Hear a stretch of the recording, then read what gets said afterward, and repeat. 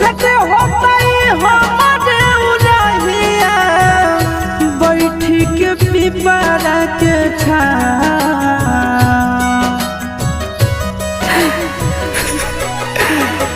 देखते होता हमारे उड़हिया बैठी के पिपरा के रुक रुक रुक अरे टरेनिया रुक रुक